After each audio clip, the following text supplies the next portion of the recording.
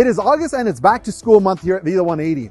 The last couple of months have been hectic as we've interviewed and looked for teachers to get together a team of good teachers for our children. We had grown quite a bit in the number of children. We have 230 children, so it took a bigger team. And now we have a great team. We have a teacher from Southern Puebla, from Northern Puebla, from Parral, Chihuahua, from Huachochi, Chihuahua, from here from the Cotemoc area. We have teachers from Canada, and we've got a great team. I'm really proud of the team that we have together here. Teachers, quite often you don't realize how big your influence is in the life of the child.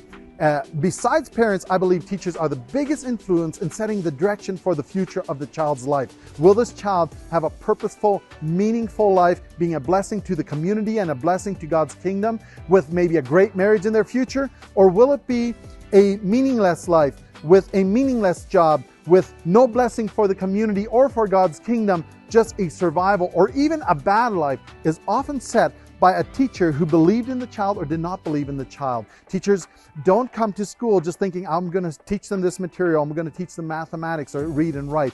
Come thinking, I'm going to be influencing this child. I'll be believing in this child. Don't look at just the grades. Look at this child as somebody being created in the image of God. And it's your job as a teacher to lift this up and put that child in that position so that God can use that child.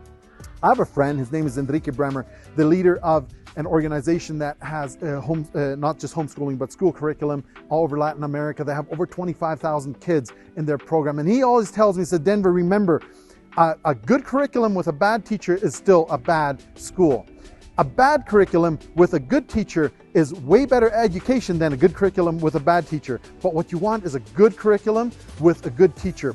Often we put so much emphasis on what the kids learn, but we don't take that much time to focus on who teaches them. And actually the one who teaches them is more influential than what they learn. I remember back in Canada when there was a letter going around, they were asking for signatures to help get prayer back into school.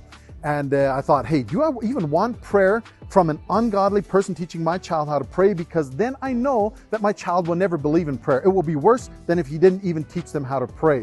Because it is more important the person who does it than exactly what they teach. So we need to take care, we need to get really involved in our kids' education and who teaches our kids. Parents, I want to encourage you. Look, quite often you think, well, I'm a godly parent. I'm leading my children the right way.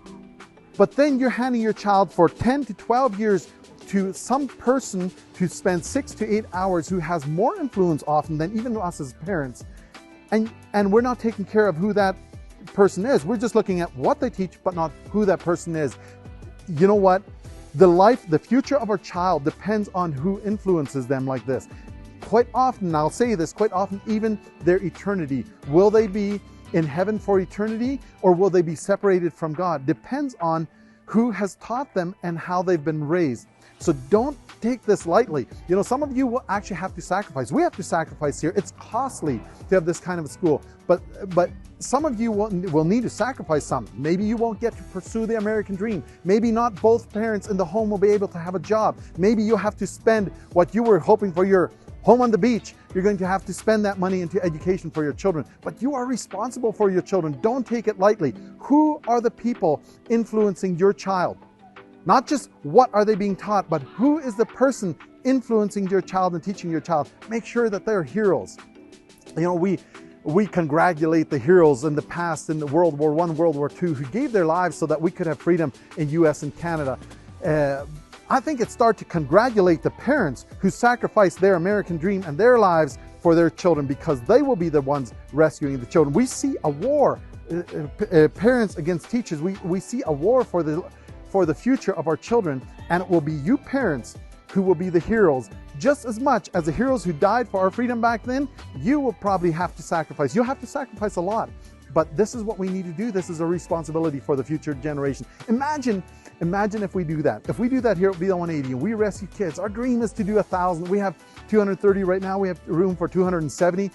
And rescuing kids and raising them out to be godly men and women. What if you did that in your home? What if thousands of families start doing that? What will our next generation look like? It can be a positive, beautiful thing when there's going to be men and women rising up to take this generation all our problems that we have in society now, but they are inspired to greatness, inspired to live the way God had intended them to live.